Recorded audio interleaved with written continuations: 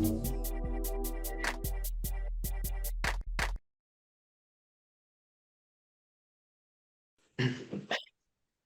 we go. All right, welcome everybody. Glad you're here. Greatly appreciate you taking time out of your day. Although I know it's not to see me, because certainly the talk of the town is the NAR settlement. And so we're going to cover that today to make sure that you're up to date with what's going on, some things that are best practices moving forward, and all that really fun stuff. So, I know some of you are not overly thrilled when I'm doing the talking, so I asked Terry to make sure he was on here as well, because it's okay to not like me, but if you don't like Terry, then that makes you a terrorist and you should probably just be deported. But that's probably a conversation for another day, and we'll go through that some other time. But at least you know that Terry's here to back me up, and he'll chime in on a variety of different things as we move forward. All right, so I'm going to share my screen. And we are going to get started here. If you have questions, I'm going to go through everything. So if you ask a question and I say, hey, we're going to cover that, don't be upset. I promise we'll cover it. But feel free to ask questions, put things in the chat box, whatever feels comfortable for you. Want to make sure you're fully in the know of what's going on and all these wonderful things happening. Now, before we get started, though, there is a disclaimer. And this is a very important disclaimer. This is not a joke. I can't overstate how important this disclaimer is. The information we're going to go over today is the information we have as of today. There could be revisions, there could be amendments, there could be changes before this all finally gets signed, sealed, delivered, of which we will make sure to update you on that when that happens. But I'm just letting you know that today, we're only covering what we know today. So if something changes in a couple months and you go back to this video and say, Robert, you said this, be like, yes, that's the information we had on that day. Right, Terry? Terry says thumbs up. All right. Is the information? I am here. I am Yeah. just, I'm in a group meeting on this side. But we're all Jesse listening says to you. Jesse says state the video. It's 12:18 p.m. Pacific Standard Time on Tuesday, March 19th. Okay, so don't get mad at me if this changes down the road.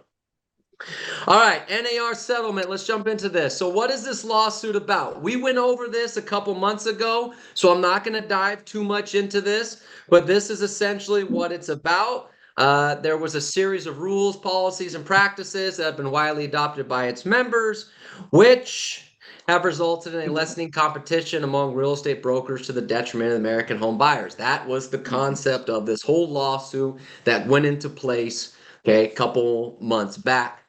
So these rules, policies, practices include prohibiting MLS from disclosing to prospective buyers the amount of commission that the buyer broker will earn if the buyer purchases a home listed on the MLS. I'm rushing through this part because this was on the presentation I did 6 months ago when Anywhere settled. So most of you have already seen this or probably heard about it. Okay, so but I'm just including this just so you at least know what's going on, allowing buyer brokers to mislead buyers into thinking that buyer broker services are free, okay, which again we'll talk about later. They're not? They are not. They are not. This is also more about the lawsuit, enabling buyer brokers to filter MLS listings based on the level of buyer broker commissions offered and to exclude homes with lower commissions from consideration by potential home buyers. Limiting access to lockboxes that provide licensed brokers physical access to a home that is for sale to only those real estate brokers who are members of the NAR affiliated MLSs. All right, very good. Tim, I was not an English major, but luckily Ashley's here and she will be able to answer all of those questions for any words that are longer than 6 letters. So there we go. So more about this lawsuit. So what does this mean in English? What was this whole lawsuit about in English? In a nutshell, the lawsuits claim that NAR rules violate antitrust laws and inflate the fees paid to buyer's agents by requiring a listing agent to compensate a buyer's agent for listing a property on the MLS. That is, in English, what this lawsuit was about. Now, Anywhere, who owns Century 21 and Remax, it's about 5 or 6 months ago when we first talked about this, chose not to go to trial and rather agreed to settlements of $83.5 million, $55 million, along with a few changes to their policies. At the time, Keller Williams, Berkshire Hathaway, and NAR said, we are not going to settle. We're going to go to trial. They went to trial.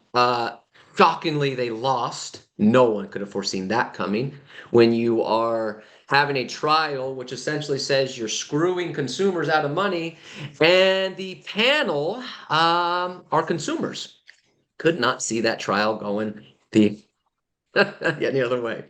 Keller Williams went to trial but has since agreed to settle. NAR has now agreed to settle. Berkshire Hathaway Home Services is the only company that has not settled yet, but it should be noted that they have Buffett money, so they can hang on as long as they want. So that's what's going on as far as the companies that were involved in this original lawsuit. Okay, why settle? Is this admitting guilt? So, according to the new settlement with NAR, the settlement makes clear that NAR continues to deny any wrongdoing in connection with the multiple listing service cooperative compensation model rule. So, at this point, there is no admission of guilt from NAR that they did anything wrong. They're standing by that. This is a message from NAR. It's always been NAR's goal to resolve this litigation in a way that preserves consumer choice and protects members to the greatest extent possible. This settlement achieves both of those goals. Okay. Continuing on, this agreement significantly reduces liability nationwide for over 1 million NAR members. All state, territorial, and local real estate associations, owned MLSs, and all brokerages with an NAR member as principal that had a residential volume transaction in 2022 of $2 billion or below, ultimately continuing to litigate would have hurt members and their small businesses.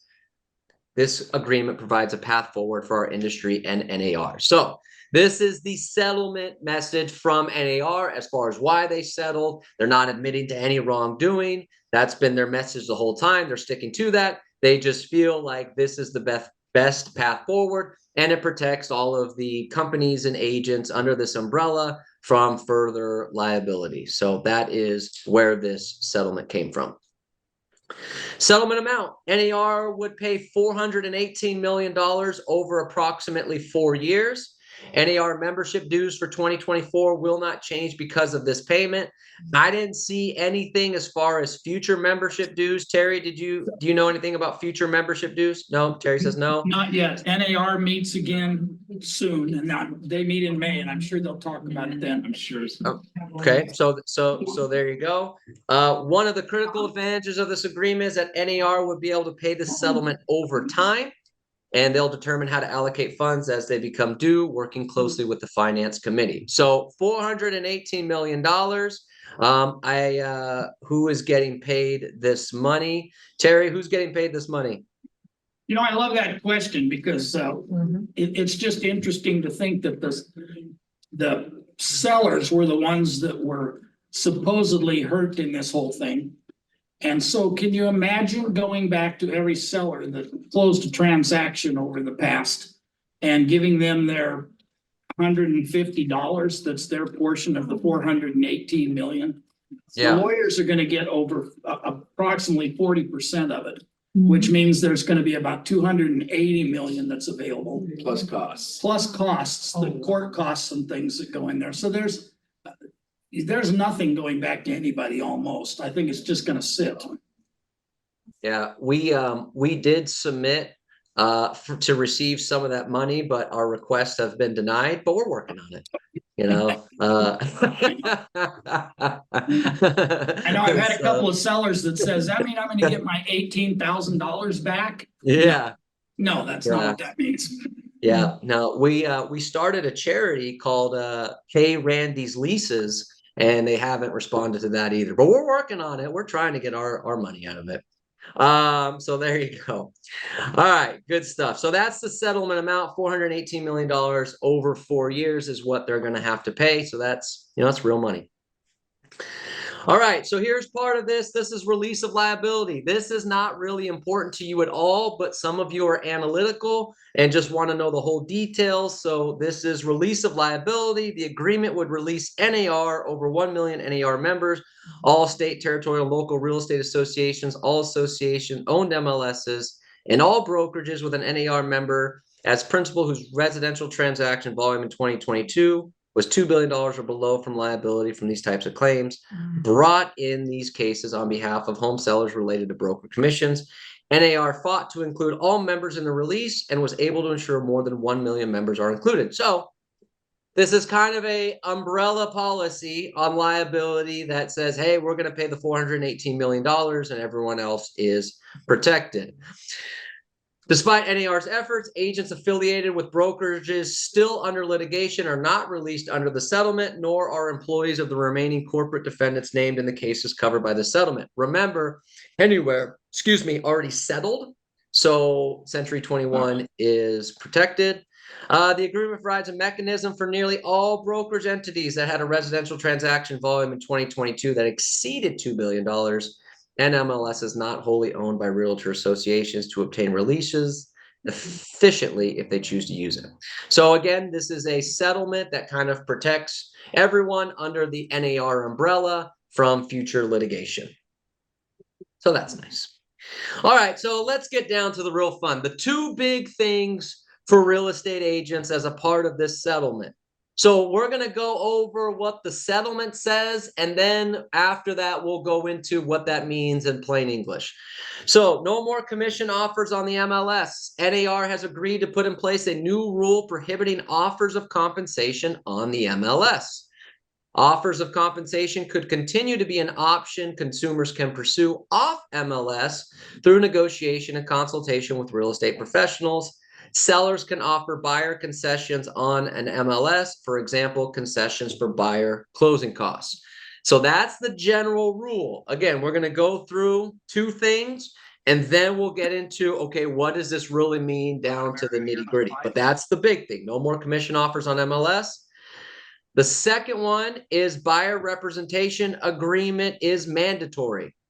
So here's the message from NAR. While NAR has been advocating for the use of written agreements for years, in this settlement, they have agreed to require MLS participants working with buyers to enter into written representations agreements with their buyers. So you have the buyer representation agreement.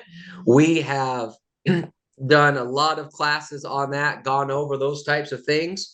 A lot of you, well, maybe not a lot of you, some of you do utilize that. This is going to be a requirement.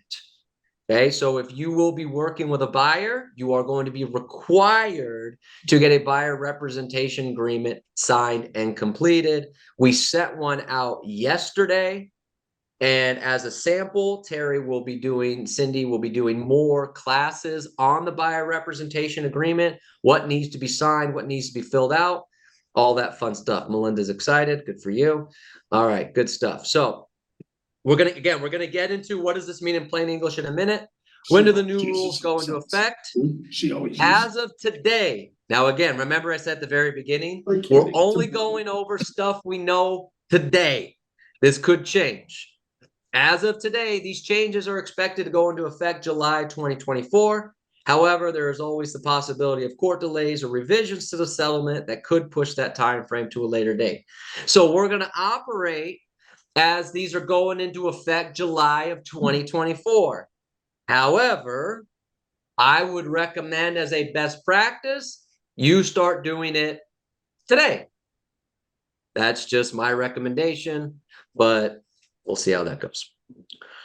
Okay, so now let's get into the fun part, the two big things for real estate agents in English. No more commission offers on the MLS. So here's what that means kind of in our talk. There will no longer be a section on the MLS for the listing agent to disclose the buyer's agent commission. So right now you take a listing, you upload it to the MLS, there's a section for you to put what the buyer's agent commission would be. That is no longer going to be there. Okay, that will not be part of the MLS. You cannot put that on there. Now, this does not mean the buyer is now required to pay the buyer's agent. the listing agent and seller can still come to an agreement on a commission amount for the buyer's agent. It simply means it will not be advertised on the MLS. So seller, you still have the same conversations regarding commission. So let's say, for example, you come to an agreement that as the listing agent, you're taking 2.5% and you're going to pay the buyer's agent 2.5%. That can still go on as totally normal. It just won't be advertised on the MLS that you're paying the buyer's agent 2.5%. So how do we find that out? The buyer's agent can contact the listing agent to request information on if and how much the buyer's agent commission would be. So you're representing a buyer. Buyer likes the house at 123 Main Street. You can contact the listing agent and find out, hey, how much is the seller offering to pay the buyer's agent on this particular transaction? So that way you know ahead of time. You can do that. So I would recommend for those of you that take a lot of listings to probably set up some sort of system so your phone is not blowing up all day long with buyer's agents asking how much commission is on your listing. So either set up some virtual assistant or set up some sort of phone number, something that would allow you to answer those types of questions without you being the person answering your phone 1,000 times a day. Now, I know some of you are going to go, well, that sucks, but that's the deal. Now, but as a listing agent, look at you all do what you want to do. I would recommend some sort of best practice that you are going to be getting a lot of calls on that. So please pick up your phone or set up a system to pick up your phone. That would be a lot easier for everyone else as well. So again, the buyer's agent can contact the listing agent directly and ask them what that would be, or a buyer's agent can simply submit an offer with the requested commission amount for the buyer's agent. So let's say your buyer wants to submit an offer for $700,000. You write up, hey, offer $700,000 with 2.5% commission getting paid to the buyer's agent, or whatever number it is. I'm just using an arbitrary number for example purposes. So you can make that as part of your offer to the seller. Now, as a listing agent, that now makes this, here's the thing, this now makes it part of the negotiation though, because now a seller could essentially go back and say, well, you know, we have this offer at 700,000 with a request at 2.5% for the buyer's agent. We have this offer at 695 with 1% to the buyer's agent. So just keep in mind that this is going to open up a little bit more negotiating on the buyer's agent's commission side when presenting offers to a seller. Okay, so again, just to recap here, and I know there's questions in the chat, I'll answer them, but just to recap on this, you can still negotiate a buyer's agent commission with the seller. Okay, that does not change anything. It just won't go on the MLS. Okay, that's the only deal. People are going to call you. You can say, "Yep, my seller's agreed to pay 2.5% to the buyer's agent." That can be your answer if that's what the seller agreed upon, and then the transaction goes normal. Okay, but the seller could say, "Well, I don't want. How about let's just let them write up offers, and then we'll base it off of that." That's all part of the thing as well. Okay, so let me get to some of your questions here before we move. Actually, let me go to the next slide, and then because it's going to answer some of your questions. Now, a seller can still offer concessions on the MLS for the buyer, such as concessions for buyer closing costs in the private remarks. Okay, so in the private remarks, you have that now. You can still do that. So this could be seen as a potential loophole for disclosing commission. For example, a listing agent could say, the seller is offering the buyer a 2% concession for closing costs. That essentially would mean the buyer could use that 2% to pay the buyer's agent. Okay, so there is a little bit of a loophole in terms of, hey, can I put this somewhere else on the MLS? You can put it as a concession. You can't put verbiage that says in the private remarks, paying the buyer's agent 2%. You can't do that. You can give a concession to the buyer for closing cost. Okay, that means that's what they could use to pay the buyer's agent if they so choose to. Now, I talked to a lender this morning, and so maybe this is right, maybe it's not, but I have pretty good faith in them. They said all buyer concessions can be used to pay the buyer's agent except VA.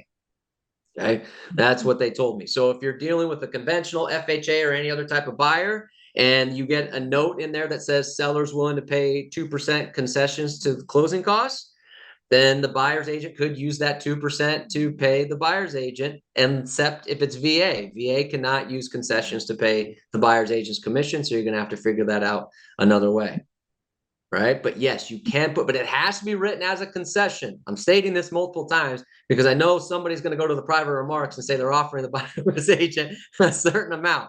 Right? Terry, is that right? You got to do concession. Concessions is right. You can't indicate anything that has to do with compensation to an agent. Correct. Okay. So are you recommending we put 0 in the BAC section starting now? No, you can put whatever you want in the BAC section now. Operate as normal right now. This is just how it's going to be going forward. So if you are offering today, because this policy is not in effect yet, if you're offering today 2%, 2.5%, 1.5%, whatever your number is to the buyer's agent, operate as normal. But just be prepared that this is what's going to happen coming down the pipeline. So I would do that. Hi, Robert. Yes. Is this effective right now? Because No. I'm getting a listing. No. This, as of right now, it's expected to go into effect July, but that's as of today. Okay. This could obviously change. Can we put it in the agent notes? We talked about private remarks. You can put it as a concession. You can't put it as anything being paid. Things along those lines. Can we put it on a private website? So Terry, that's one of the answers I was not able to figure out is, can an agent put it on their personal website, what they're paying a buyer's agent, or does that still kind of fall into this category? No, yes, they can put it on anything outside of the MLS, so it could be advertised separately.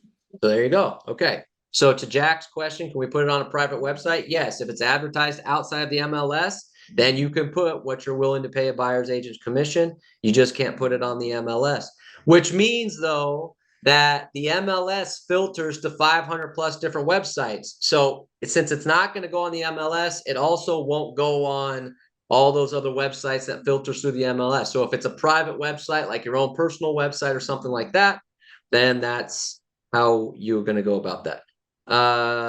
So there is no longer protection from the MLS for the buyer's agent commission. No, there's nothing on the MLS regarding that. Will the company have a portal where we can look up our own company's BA comps? I actually don't know, Dulce. It's a good question. I'll write that down. I'll see if we can do those types of things. A seller can agree to paying concessions. We can put it in the private remarks. That is correct. There you go. There you go. Good stuff. Okay. It cannot be put in the supplements. I see a question there that somebody asked if anything that has to do with the MLS is off limits. Yes. So can the listing agent still split commission with the buyers? Yes. So you can still operate as normal. So you could still come to an agreement that says, hey, Mr. or Mrs. And we're going to get into kind of a best practice here in a minute, but you could still say to the seller, look at the commission that I recommend charging is 5% or 6% or 7% or whatever number you want to come up with. This percentage goes to me as a listing agent. I recommend we pay the buyer's agent this. Just the same way you operate now. And the seller could say, great, sounds good. So you're now paying the buyer's agent whatever that percentage is, a flat 2.5%, 2%, whatever that number is. That can still be the case. So when a buyer's agent calls you and says, hey, what are you offering the buyer's agent on this transaction? You could say 2.5%, 2%, or whatever the number is. That can still be the case. Okay, so you can still operate that. So I want to make that very clear because I know a lot of this is going to be, well, now the buyer's paying the buyer's agent's commission. And we're going to get to that a little bit later, but it doesn't have to be that way. The seller can still pay it. Okay, you just have to make sure that that's disclosed between you and the seller. And then when a buyer agent calls you, then you are representing that information. But yes, it can still operate that same exact way. Our employment contract with C21 Masters says we cannot take a listing for less than 4%. Will that now change? Probably not, unless it's agreed that they're not paying the buyer's agent. If they're going to say the buyer's got to pay the buyer's agent, then that's a different story. But as of right now, we're still operating at 4%. So to confirm, we just trust whatever the listing agent says on the phone, or should we obtain a CBC signed prior to submitting an offer? So Terry? I would get the CBC signed. Yeah, that's the There you go. cooperating broker compensation agreement, and that's the only way you're gonna actually identify a number. Okay, so which goes to the next question of, can we negotiate commission before escrow is open? Sure, you can negotiate at any time. That's all part of writing up an offer that says, hey, my buyer's gonna write up an offer at 700,000 with whatever percentage going to the buyer's agent. Then the seller at that point can then either counter or they could accept it or whatever the case may be. So yes, you can negotiate all that stuff prior to opening escrow. Okay, so that is part of the deal. What if they change their mind? That kind of goes to Terry's question, get that document signed beforehand. Does this mean we have to fill out CBC for escrow to know how to allocate? Yep, so we just talked about the CBC. All right, good stuff. Can't put it in supplements, has to be in private remarks. There we go. All right, good stuff.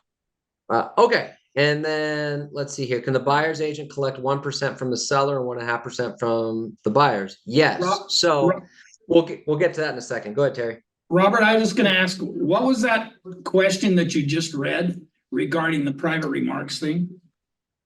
Oh, because it said, can you put it in supplements? Or didn't you say something about private remarks? Yeah, you can put it in private remarks as a concession. Oh, okay, just identify the concession thing. I got it. Yes, yeah, sorry. Just Yes, want to has make be a sure we all concession. understood that, so. Yes. So Hannah's question, can the buyer's agent collect 1% from the seller and 1.5% from the buyers? Yes. So we'll get to that when we get over to the agreement. We will do that. What about the example I sent you? The link for the portal is using if available to the consumers. Is that allowed? I am working on that, and when I get that information, I'll send it out to everybody. Good stuff. Does this number go on the listing agreement? So Terry, if whatever number they agree to with the seller on commission, that still goes on the listing agreement? Yes. Yes, it just doesn't go on the MLS. All right, good stuff. And that's a great chance for us to educate people too, because as a realtor, what we're really about is educating, negotiating, and facilitating. So this covers all three of those things that we have to do. We educate the people on what's going on, because certainly they're hearing it from CNN and, like you mentioned, ABC and CBS and everybody else. And so they're hearing things on the media that we have to use that as an opportunity to prove our value and show where that's going and how that's divided out and things. So it's up to us to educate those buyers on why we're getting the BRBC signed, and educate the sellers on why it behooves them to still offer buyers part of the commission. Yep. So a buyer can use the concession for themselves instead of paying the buyer's agent. Yeah, the concession can be used for any particular closing cost. Where it could come into the buyer's agent, we'll get into when they sign a buyer representation agreement. If the representation agreement says that they agree that the buyer's agent gets paid, let's just say 2% for simple numbers. Hey, for me to represent you as a buyer's agent, I need to get it paid a minimum of 2% on this transaction. Well, if the seller is offering a 2% concession to closing costs, then that could be, hey, okay, that's the 2% I'm going to pay you as a buyer's agent because we have a contract that says you get at least 2%. Okay, good stuff. Well, can we ask a question? Go ahead. I'm just thinking in terms of exposing ourselves. Like you were talking before, how this becomes part of a whole negotiation process. And what if we're exposing ourselves where a consumer now says, oh, great, well, I lost the offer because you were asking half percentage more commission than another agent. And thanks to you, now I lost. Yeah, that's going to happen. That's going to happen. And that's so what we have to do as agents is that's part of our negotiation. So if we write up an offer that says 700,000 and buyer's agent commission at 2%, and the seller counters with 700,001% to the buyer's agent commission, then that's on us to go back to the buyer and essentially say, hey, look, we have a contract that says I get paid 2%. The seller is countering at 1%. So we essentially have two options. We either ask the buyer to come up with the difference of 1%, or we renegotiate and say, okay, you know what, I'll do it for 1%. So yeah, that is going to be part of the negotiation process. Okay, all right. Thank Hey, you. Robert, I was thinking about what you just said, that you make that agreement with the buyer in advance. But in regards to buy a house, we cannot tell the buyer what house to buy based on the commission. When they fell in love with the property, they want to buy it no matter what. So if that is the house they want, and the seller says, sorry, I'm only going to pay one, and your contract with the buyer say two, then you cannot say the buyer, buy another house. What are you going to do? Because the buyer is in love with the house. Yeah, well, then that goes back to that negotiation process of, look at, I get paid 2%. So we can either see if the seller can split the cost and offer 1% and you pay 1%, see if the seller can pay all of it, or we reduce our commission. But that's how a contract works. They sign a contract that says you get paid 2%. They fall in love with a house. The seller's only willing to pay 1%. They're not willing to negotiate on it. These people. That's the conversation you have with your buyer to say, hey, look at, you need to come up with the other 1%, or the agent renegotiates and just takes the 1% and moves on with their life. But yeah, that's all part of the process. Look, it's not fun and exciting. This is my own personal opinion. This is not legal jargon. I don't really think this benefits a buyer. Okay. For the most part, because of what Michael just said, is down the road that could cause a problem. That's my own personal thing. So don't take that for what it is. If the buyer's agent comps is offered and it's more than what you negotiated, if they can keep the excess, yeah. So let's say that you have a contract that says I get paid a minimum of 2%, and then the seller agrees to pay 2.5. Good for you. The agreement is just for your minimum. Okay. Is there a maximum percentages on commissions? No, Terry, it's not a maximum percentage on commissions, are there? No, there isn't. Okay. So Hey, more Robert. is better. Big fan. Yes, Aaron. Robert. Yes, Aaron. Hey, bud. I was listening to a lawyer that talked about the exact opposite of that. If your agreement with your buyer is 2% and the seller's offering more, you do not get the difference. Are you completely confident? Back to the buyer. That is correct. Okay. So yeah, you don't get the difference, even if it's a new build. If they're offering you 3% on the new build and your buyer agreement is 2%, you're not getting 3%.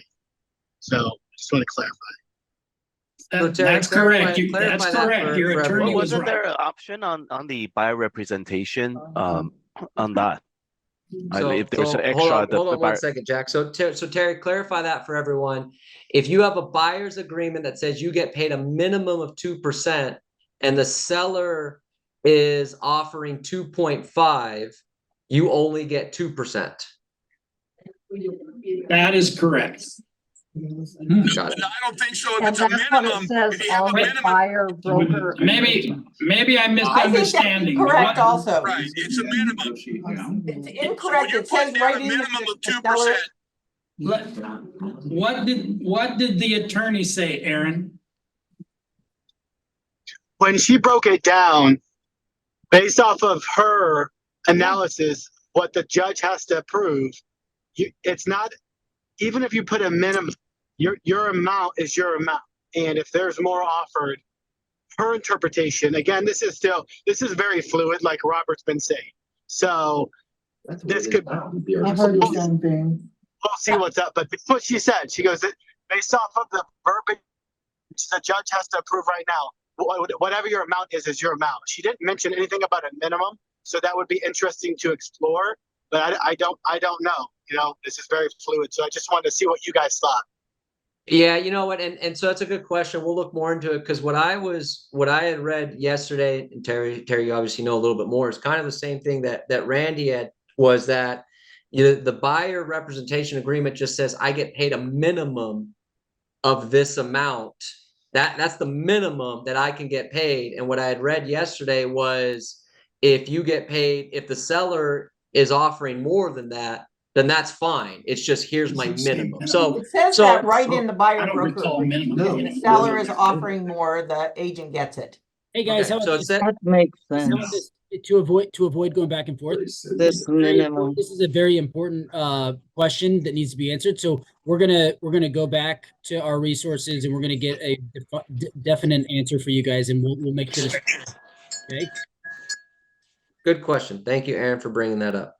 Great Okay, question. good stuff. So we'll get to more of these questions. I want to move on to a couple other things because then we'll answer all these questions. Okay, so the other thing, buyer representation agreement is mandatory.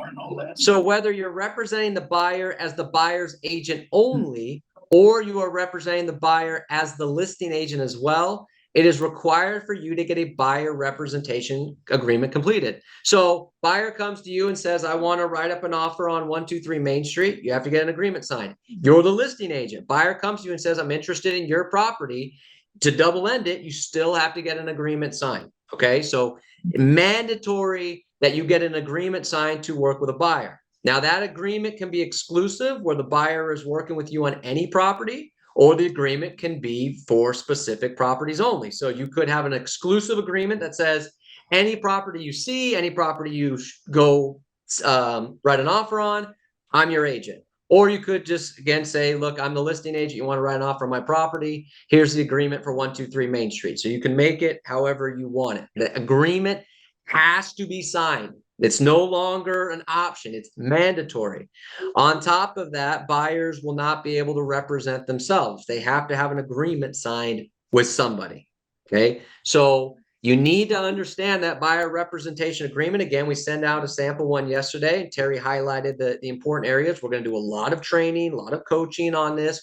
We're going to talk about overcoming objections. So we're going to do a lot of it. This, again, as of right now, would not go into effect until July. But if I were you, if you're not already getting this signed, you need to start working on that. Otherwise, July is going to come around and you're not going to be prepared. Robert, can you repeat what you just said? That a buyer cannot go in and represent themselves. They need. Let him talk. Correct. So what we were told yesterday is that if a buyer goes, let's say a buyer goes to a listing agent and says, hey, I want to write up an offer on your property, but I don't want any representation. I just want to submit an offer myself. What we were told yesterday is no, that can't happen. They need to sign an agreement of representation. So now here's the thing. That's also becomes negotiable with the commission on the agreement, because they could say, well, look I know everything about real estate. I just want the house. I don't want to have to pay all this money. You as the listing agent could then, negotiate with them on how much money that they would have to pay to represent you, but they need to have a representation agreement completed. Okay. They cannot just represent themselves. This is what we were told yesterday. Robert, Okay, is there a website where we can, does the MLS have like another website where we can check whether these buyers have officially signed an agreement with another person?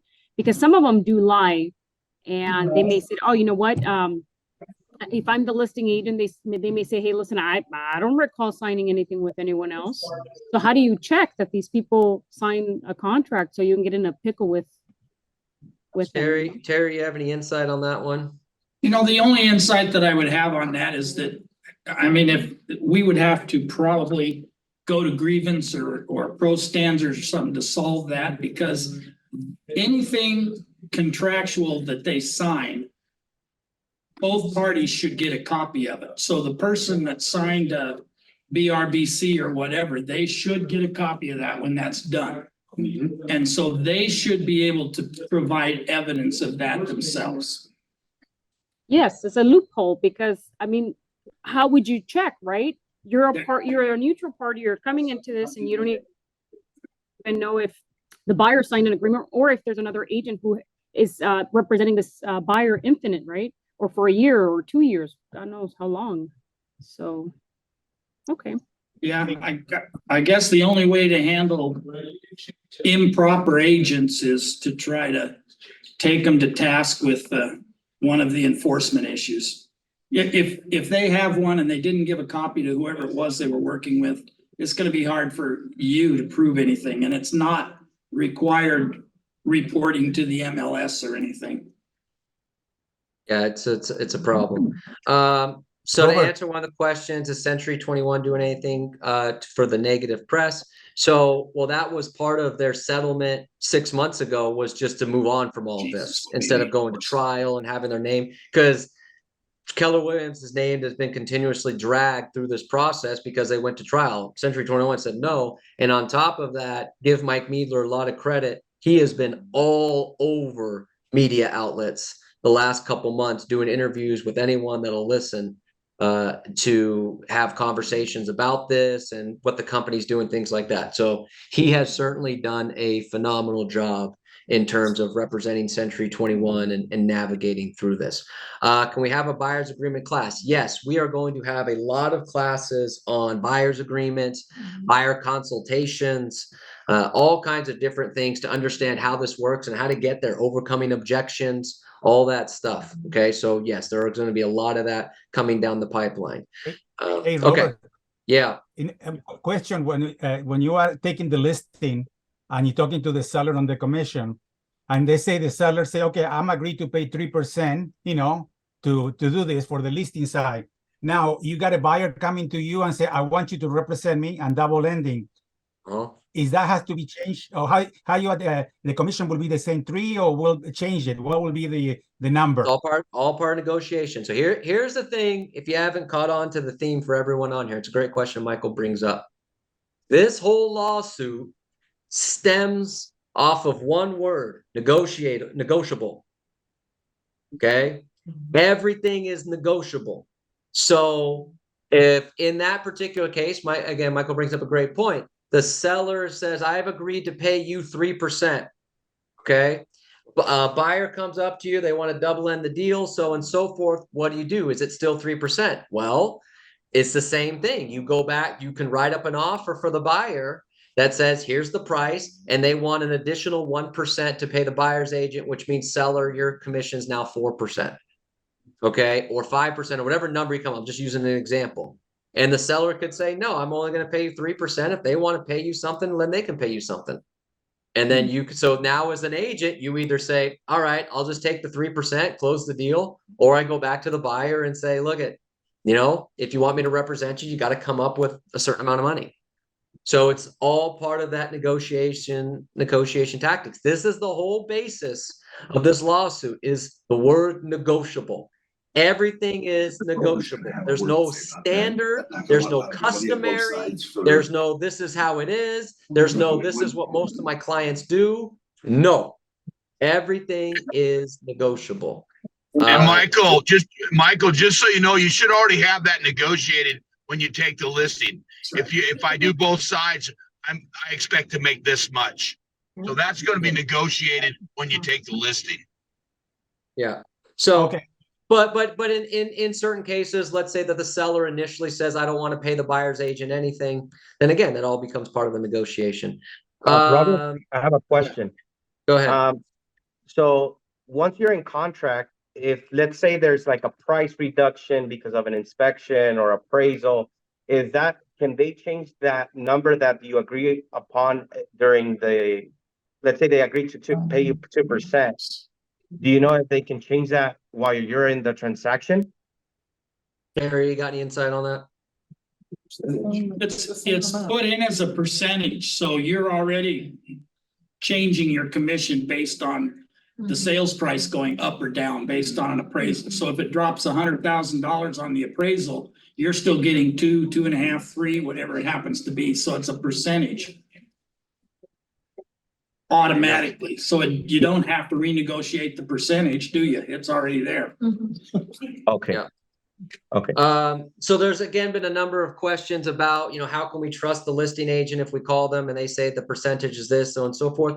You just get that agreement signed, that document signed prior to opening escrow on what the commission amount is.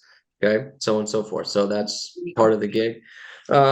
There was a question here on RESPA violations as far as buyer concessions, things like that. Yes. There are loan programs that there's a maximum of buyer concessions. Greg sent me that yesterday. We'll make sure to get that out to you as well, as far as what the buyer concessions are for each loan program. Because like for FHA, I believe it's 3%.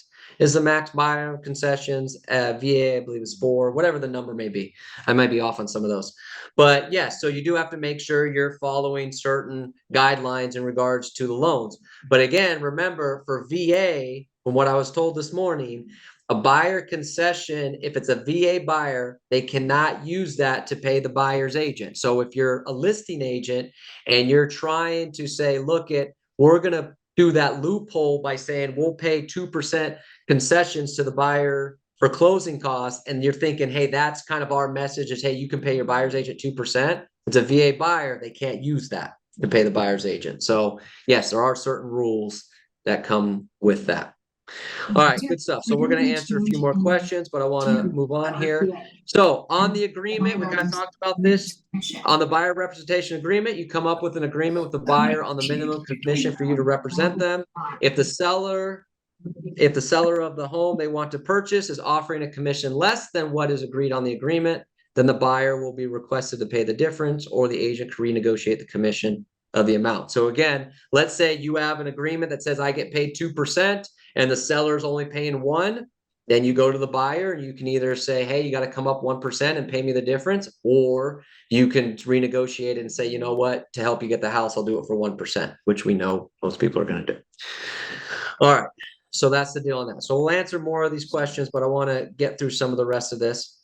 Okay. So here's a reminder though, about commission discussions.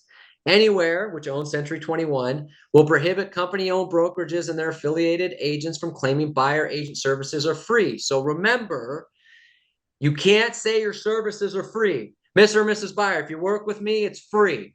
Okay? Because the seller will pay it, or whatever you want to say. You cannot say your services are free. Also, anywhere will require company-owned brokerages and their agents to clearly disclose to clients that commissions are not set by law and are fully negotiable. So remember, there's no customary, there's no standard, there's nothing like that. Okay, I charge a customary 6%. First of all, there is no customary, and if it was, it sure as hell wouldn't be 6%, because our average commission in Southern California hasn't been 6% probably since Reagan was president. Okay, so there's certainly no customary 6%. The average actually in our MLS is 4.75. So if you want to say you charge a customary 4.75, you have a better shot than certainly customary 6. So some of you are funny. All right, so good stuff going on. All right, and I know there's a lot of questions. We'll get to them moving forward. So buyer agent commissions moving forward. So overall, the general thought is that buyer agent commissions are going to continue to decrease. They've been decreasing year after year after year, and they'll probably continue to do so for the simple fact that they're going to be more negotiable. So a buyer agent now has to sign an agreement. They're going to go and you're going to say, one agent's going to say, I charge minimum 2%. The other agent's going to say, I charge a minimum of 1%.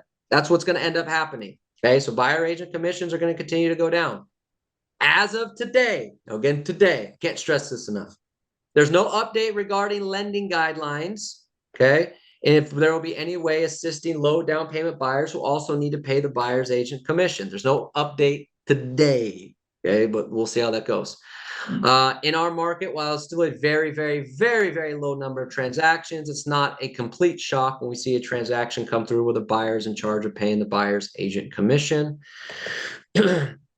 Couple other things to note here.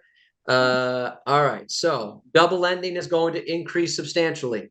Okay, because this is what's going to happen. Buyers are going to say, I don't want to pay the buyer's agent and I don't want to sign in a contract with them. I'll go to the listing agent and they'll say, hey, this agent over here, it wants a minimum of 2%. What are you going to give me if I just go directly to you? Listing agent are going to say, I'll do it for 1%.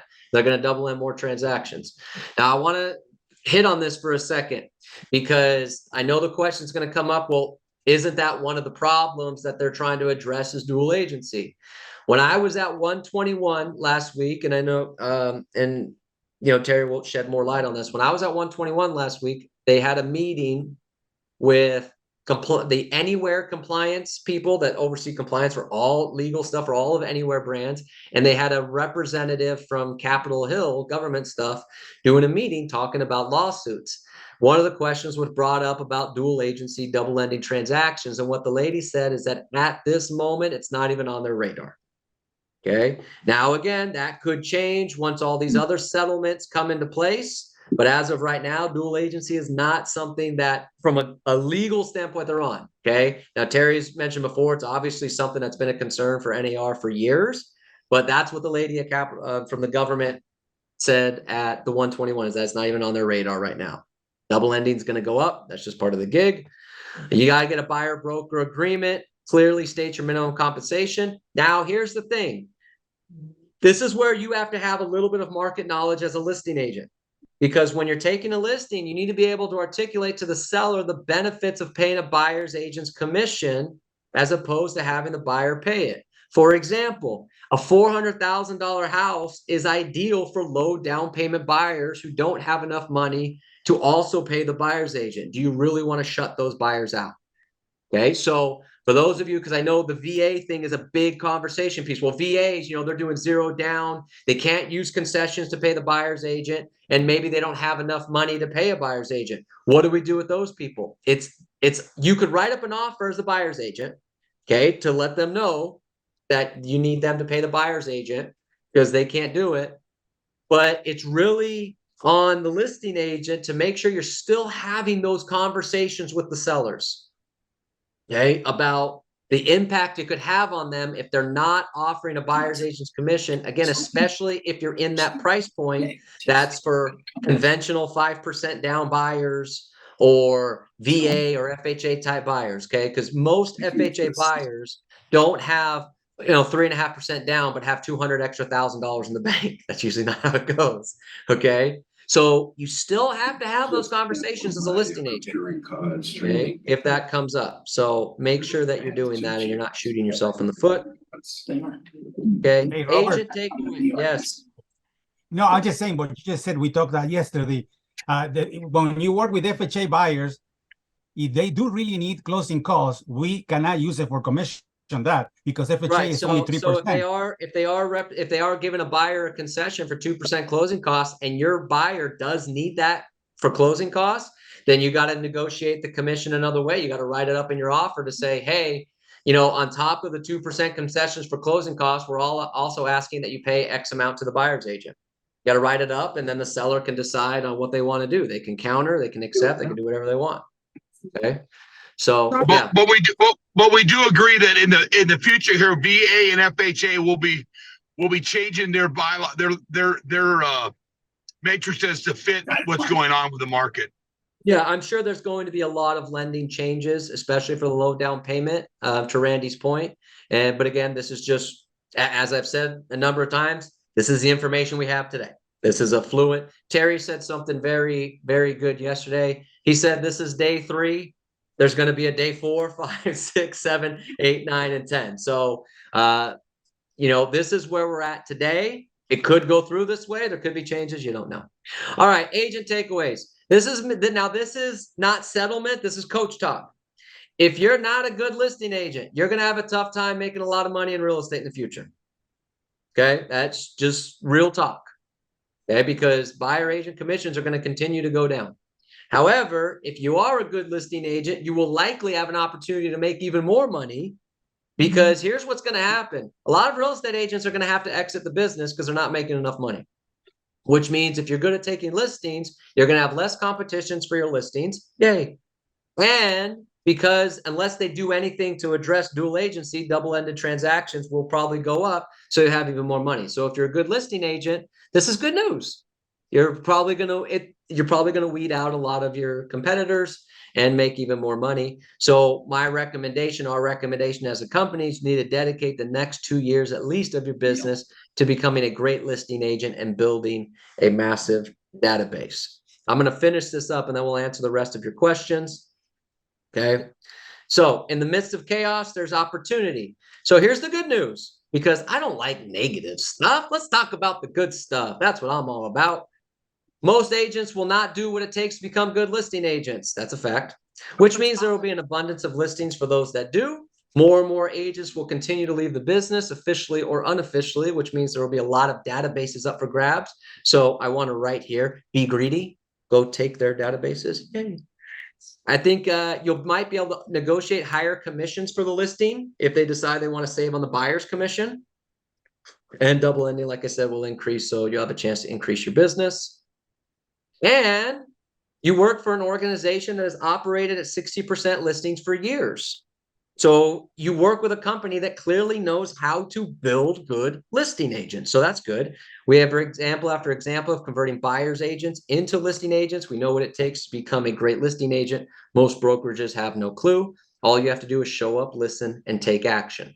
Okay. So I said this yesterday on Telegram. I'm going to say it again today. You all are in the right place in this situation because we have some really, really smart people. I am not one of them. Okay. But we have some really, really smart people that know how to navigate this kind of legal stuff.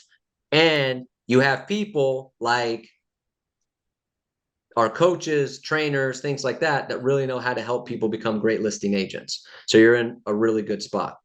And then last thing, what's coming up?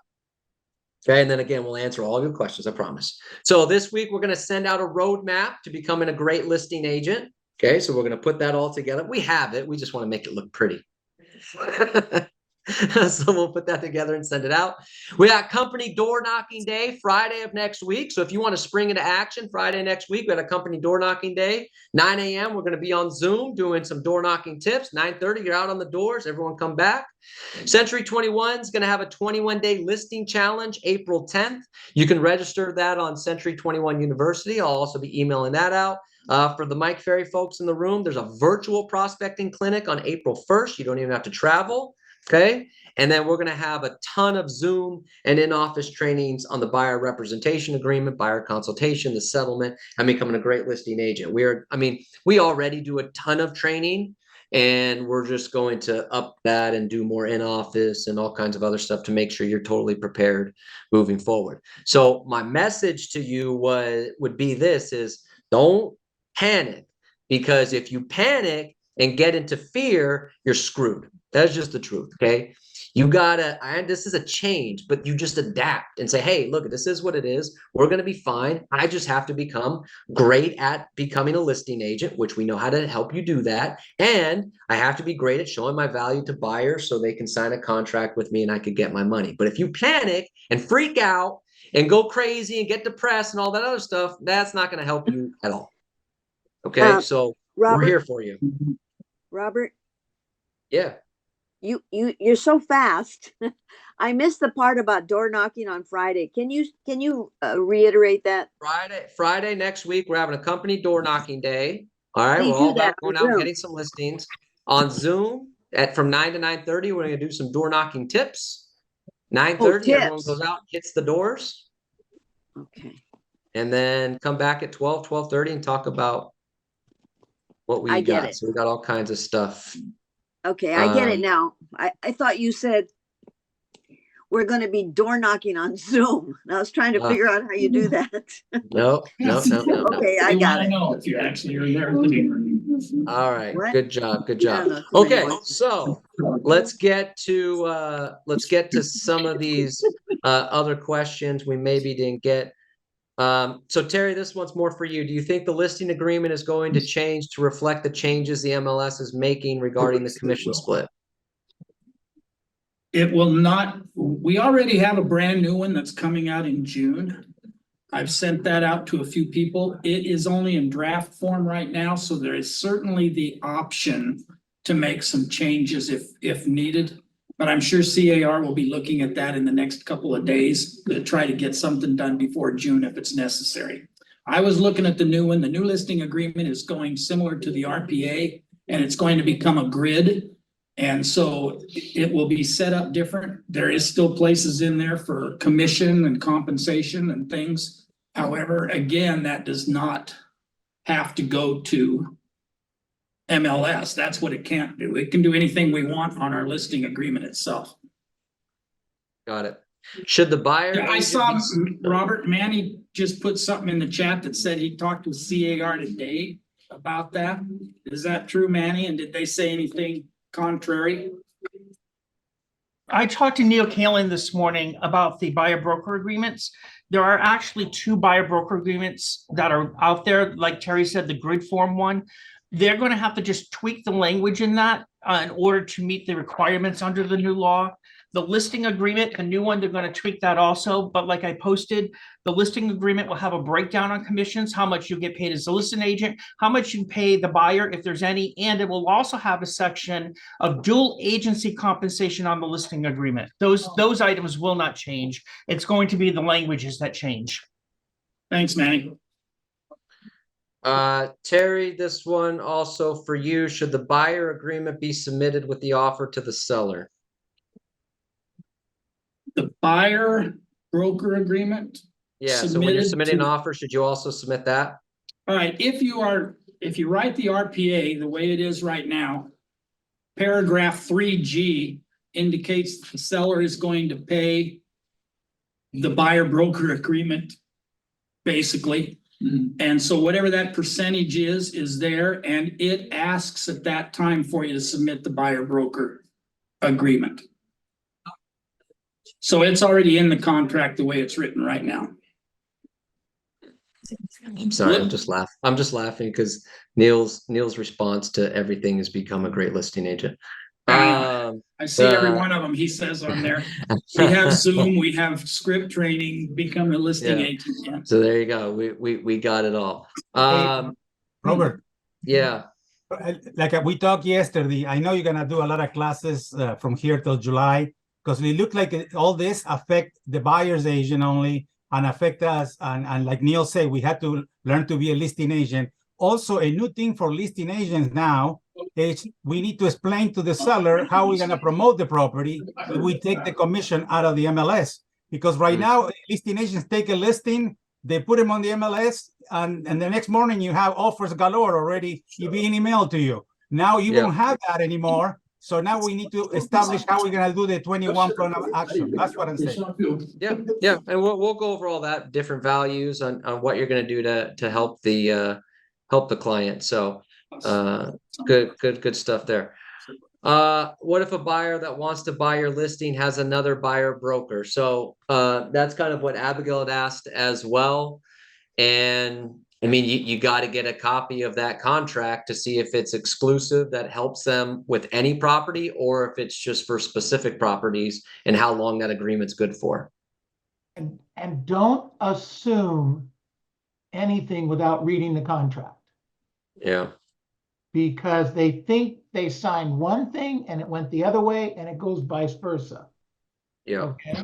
Are you on the right? Robert, can I remind everybody that they should be getting their NMLS license? Yes. Yes. Can you do that for me, please? Yeah. So yes.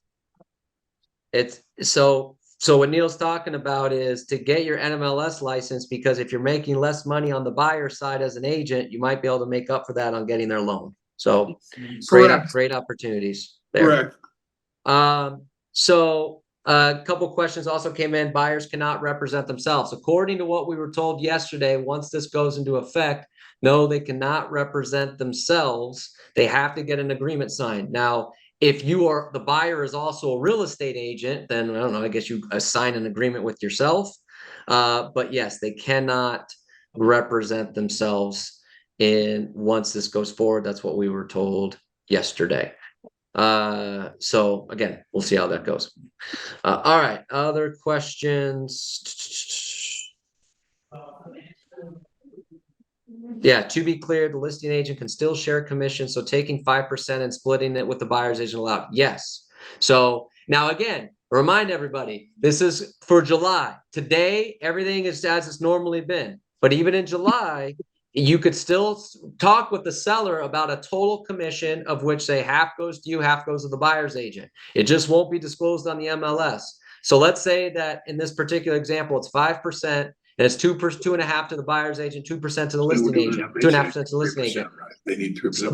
A buyer agent calls you. What are you offering on the property? 2.5%. Okay, so that all could still be part of the deal. 6% concessions for FHA. Thank you, Yvette. Hey, Robert. Yeah. real quickly. I was driving. I heard you guys keep talking about the fact that FHA, the 3% da-da-da-da, right? We got the 3% deal on FHA. But the seller can also give a 2.5% buyer commission. That's not part of the concession. So if you negotiate it outside the contract, I heard it like 90 times. So you can, it's all negotiable, guys. Yes, that is the word that we've been talking about. It's all negotiable. So yes, they can It's get like the they can get commercial. concessions and still pay a buyer's agent. So Right. even if there is a concession for closing costs, you could still write up an offer with a request for them to pay the buyer's agent as well. Correct. Correct. Hey, Jasmine, did you have a question for Robert? Yeah, I have a question. So working with a buyer, you already have your commission agreement, and now you're going in to make the seller's giving a commission. Does one precede the other, or now you're double commissioning as a buyer's agent? Nothing happens till July. No, so when you agree to a commission structure with a buyer on the buyer representation agreement, that just says that if I represent you to buy a house, the minimum amount that I can get that I need is this amount. Let's call it 2%. Right. So now when you go write an offer, you're trying to write an offer so that the seller pays you the 2% so your buyer doesn't have to pay anything. Where you at? Aren't you in Hawaii? But if the seller is only agreeing to pay 1%, Andy, then mute yourself. the other 1%, either the buyer would have to pay, so you get Yeah. your total of 2%, Got it. or you can renegotiate and say, you know what, I'll just do it for 1% so we can help you get the property. Got it. Thank you. You're welcome. Good question. Robert, as a listing agent, can I market, for example, let's say I listed a property, can I pass out flyers, inviting people to the open house, but can I also say we only charge a specific amount of commission, or is that wrong? So on any marketing materials that are not on the MLS, you can put what you're offering a buyer's agent commission. So if you have a private website, like your own personal website, and you have your listings on there. What I charge. Let's say I took a listing. I'm sorry, someone's talking. Let's say I took a listing. I'm representing the seller, and I'm going to go ahead and flyer at my own accord. I'm going to go ahead and door knock the whole entire area. I'm going to tell them about the listing, but I'm going to go ahead and tell them how much I charge as a buyer's agent if I'm representing them. Can I do that? Yes. Yes. Wow. Okay. Yeah. Interesting. You do that now. Yeah. Yeah. So, yeah, you could do that. So question came in, what about for sale by owner? So if it's a for sale by owner, it's a seller. A seller doesn't need to sign a buyer representation agreement. They can sell it themselves. So, but if you are bringing a buyer to a for sale by owner, then you need to have a buyer representation agreement signed. So yes, so but a for sale by owner can still do it. They don't, that's their own thing, but buyer, you still need to have that agreement signed. Same thing with an off-market property, just in case that gets brought up. Okay, what if it's an off-market property? Well, then you still have to have these agreements signed, that you're working with this particular client on this amount of money. Okay, so if you're working with a buyer in any particular situation, the best practice is, whether it's required or there's some sort of loophole on certain properties, just get the agreement signed that you're working with them and that this is the amount of money that you're going to get paid by them working with you. Hey, Robert, I have a quick question. Go ahead. How do you ensure what the initial offering was from the seller? Like if you're putting together an offer that says, hey, I'll take 2%, but the listing agent had already told the seller, let's offer 3 and 3. How do you know that he doesn't switch it up and go, okay, we'll give you 2, and you lost out on 1 because you don't know what the commission was? Well, I think, and Terry, you can shed light on this too. I think that goes to calling the listing agent directly to find out what they're offering. Now, I guess they could lie, but I don't know. Terry, you have any thoughts on that? I would just tell you that, I'd just say, let's not try to overthink this whole thing yet. There can be a lot of hypotheticals that are gonna just twist and turn everything. Bottom line is that yesterday we were able to negotiate 2%, 3%, 4%, 5%, 10% if we wanted to. Today, we can still negotiate all those same things. You've brought it up several times, Robert. It's all a negotiation thing. And the main thing is that it's only becomes an agreement if more than one person signs it.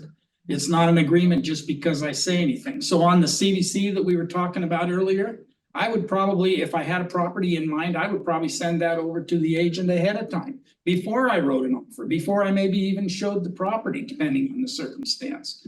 And so there's some things from a just a logistical standpoint that those things will fall into place eventually. You can ask for whatever you want to ask for. They can counter those things back. It's not an agreement until everybody signs off on it. Listing agreement. That makes sense. Thank you. So in the chat box, real quick, I just posted the link to this slide deck if anyone has any interest in having it. Can I say something real fast, you guys, to everybody? I think it's super important that we are marketing our coming soon properties to each other. And I think that it's also really important that we that we focus a little bit more on our networking skills with other agents in the communities that we serve. But I think that that's something that I'm going to put on my list to do, is sure that we've all got good relationships with each other. We're sharing our listings with each other and then doing the same in our community. Yep. We agree 100%. That's a great point. Yeah, you gotta have those relationships with your agents so that you're working with the right people, and that goes to what Michael had said earlier. How do we, what part of our value of how do we tell a seller what we're gonna network with them, and how are we gonna get them the commission percentages that they want, that now that it's not on the MLS. And that's certainly one of your value propositions is, look, I have a network of 600 agents with, one of the top 10 Century 21 companies in the country that we're going to display our listings to, and they're going to have access to that. And, it's going to go on, whatever my social media accounts is or database. This is why one of the things I said is you need to build a massive database, because this allows you, when you build a massive database, is you have people that, you can work with, and you can network with them and telling them exactly, how much commission is being offered and things like that. So no, it's a great point. Yeah, Hey, Robert, it's all part of that. Robert, based on what you just said and what the other agents said, is that okay? That our company, since we have so many agents and we have a networking of selling agents selling our listings through the last 10 years or whatever, can we do a networking, and that way we do our own MLS? So every time we get a listing, we can send it to them, and we don't have to worry about the MLS, and we work with our own selling agents. Well, every Wednesday, an email goes out to all of our agents with the new listings that were taken in the last week.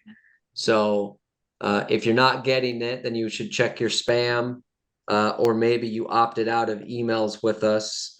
But yeah, that does happen. We do get an email that goes out, and then you can take that information and reach out to our own agents, say, hey, I saw your listing on 123 Main Street in West Covina. I'm curious, I do have a buyer. How much are you paying for them? And whatever the case be. Yeah, look, network with our own agents, network with outside agents. It's the better network you have with agents, the better opportunity you have. It's just another value proposition for your business and for your sellers and all that good stuff, buyers too. So this goes to what I was saying. One of the things I said, there's not a lot of agents that are going to do that. There's not a lot of agents that are going to be willing to do it. There's not a lot of agents that are going to want to do it. And that means they're going to be out of business. And some of you are probably on this call. And I'm sorry, but that's just the truth, because you're going to have to really work for it.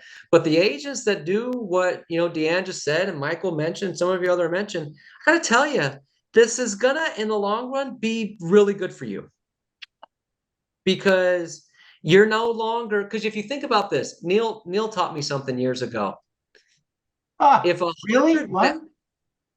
Well, 1.5. Okay, thank you. That's why he remembers it, Neil. If 100 bad agents slip and fall on one deal, it's like, yeah, they only got one deal, but that's still 100 listings off the market. Well, guess what? Over time, in the next few years, those 100 listings are going to be available.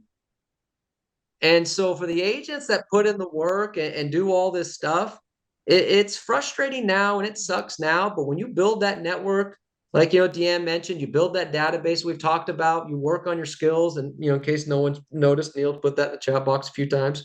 In the long run, I got to tell you, I think you're going to be much better off. I think the agents that stick this out and put in the work, I think you're going to be in a lot better position than you are today.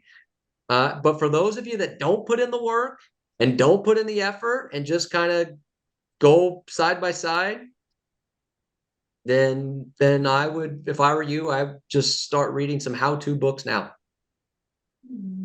Robert, I have a question for you. I have a question. Yes. Go ahead, Hannah.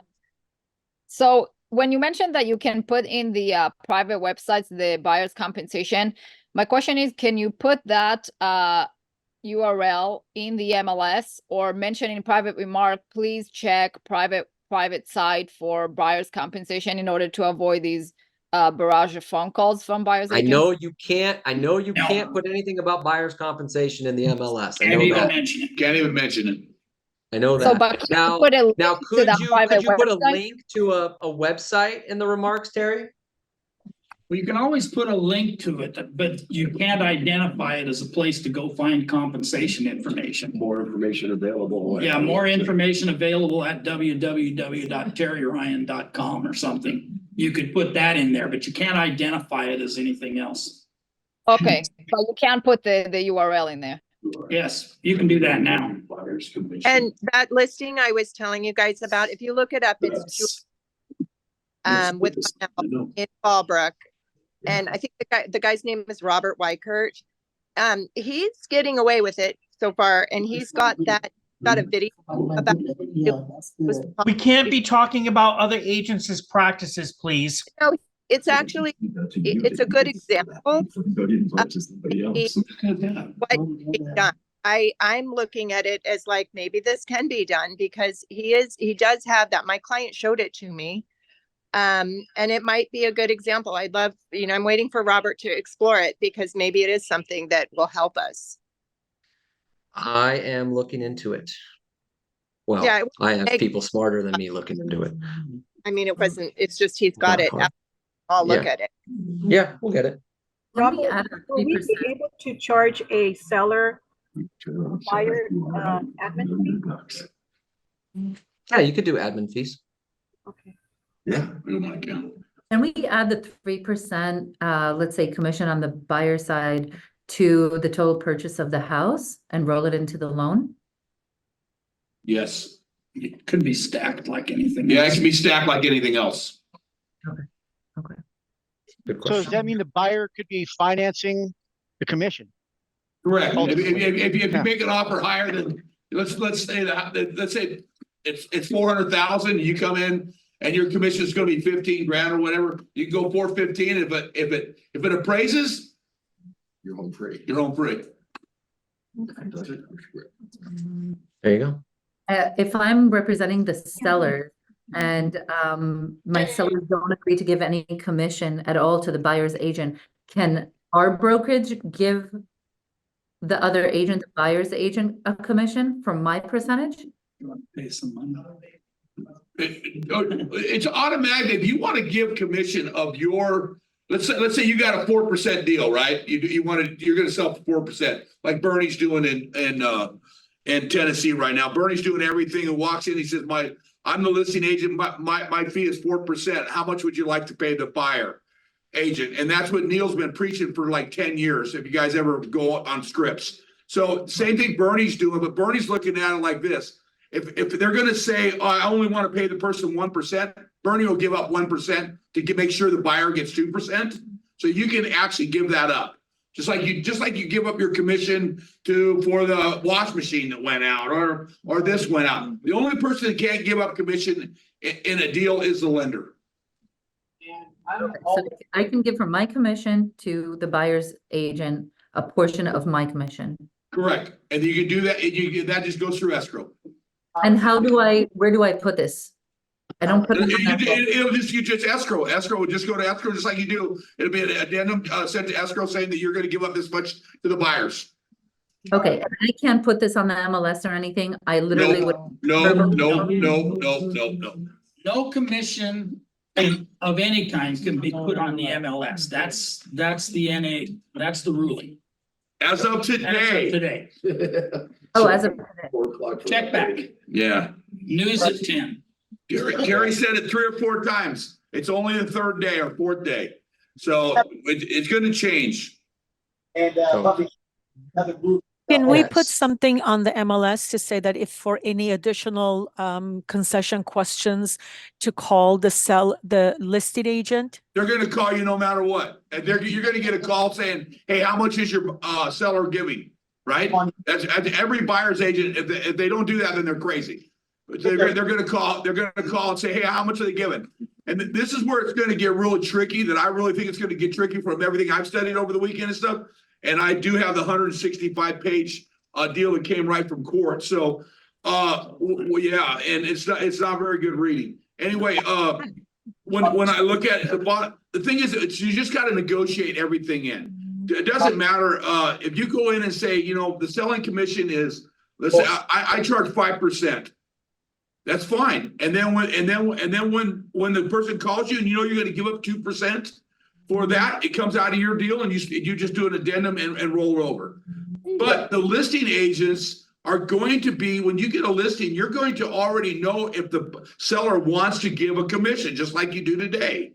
You're going to ask, my commission is 3%. How much would you like to pay the buyer's commission? Well, I watched on TV, nothing. Well, you're going to, you know, me and Robert, and we all agree it's going to be a struggle to sell that house, because when you get that buyer's agreement and you got 2% on there and you hold your guns with that buyer's not going to be able to buy that house because they can't afford the 2%. And they can't get rid of you because you just signed a 6-month contract, and we'll go to court and we'll win that money. Any other questions? Yep. So again, I would, to Randy's point, just stress this enough. For those of you that take a lot of listings, you don't want to be not answering your phone when buyer agents are calling you. So you need to make sure you're having some systems set up so that your buyers agents are calling you and they're getting the information they need. Okay. You don't want to be that person that's not answering their phone, because then it's going to probably hinder your seller. So make sure you have a couple months to put some systems in place. All right, good stuff. Okay, so look, a lot of great questions. I think we answered a couple of them, and there's going to be a lot more. We'll send out more trainings coming up on all of this stuff. I promise you will not be short of training options in terms of the settlement, buyer representation agreements, becoming a listing agent, buyer consultations, handling objections, all that stuff. We are going to, smother you with those type of opportunities on Zoom and in office. So it is coming, but don't be afraid to call or text or email with some of these questions that come up. So I said this yesterday, and I'll say it again. The next person that says I didn't call you because I thought you were too busy, I'm going to fire them. Me too. Hey, Robert, one more thing. Well, I think it was Dulce who came up with the idea of, is there a way for us internally to advertise the percentage to the buyer internally to our agents? So when she said that, a light bulb went off in my head. I can't promise anything, but we're talking with our technology partner, CountTech, on if we can include that as something that's entered into SkySlope when you upload the listing agreement into SkySlope, so that it pulls into our weekly report that goes out to all of our agents outlining all of our listings, to see if that's a field that we can drag in, so that at least internally we're keeping our inventory updated with our agents, so that you guys as buyer agents, hopefully it encourages some more business internally. So that's something that we're working on. I can't promise it's going to happen, but it's something that just was sparked based on the comments. So any thoughts, feel free to bring them up. Those are good ideas, and they may impact how we do business in the future. It would be awesome if we could have a searchable website, basically our company-wide MLS. One step at a time. I like it. Don't get me wrong. I like it. I want everybody to know that Randy and I are delegating that to Keith. Yes, we are. Yes, we are. That'll keep him busy for 6 months, Robert. Good move. So one easy way to do that is through our websites, through MoxieWorks. You are allowed, and it does have all of the listings from the office. I moved mine to 50 from 30, so I mean you can have an unlimited number on there, and it's going to direct your buyers to all of our internal. So that's already there, and then if they're interested in anything, it lets you know right away. Perfect. There you go. So again, I posted in the chat box earlier. I'll post it again right now. If you want these slides, they're there in the chat box. As far as this recording, we'll get this uploaded. I'll have my best people on it, which is Jesse, and he'll get on this to get this recording probably up and running here in the next couple days. We'll get it out to you, and then, like I said, we will continue to do more trainings and stuff on this particular topic and all that other good things. But relax. It's all good.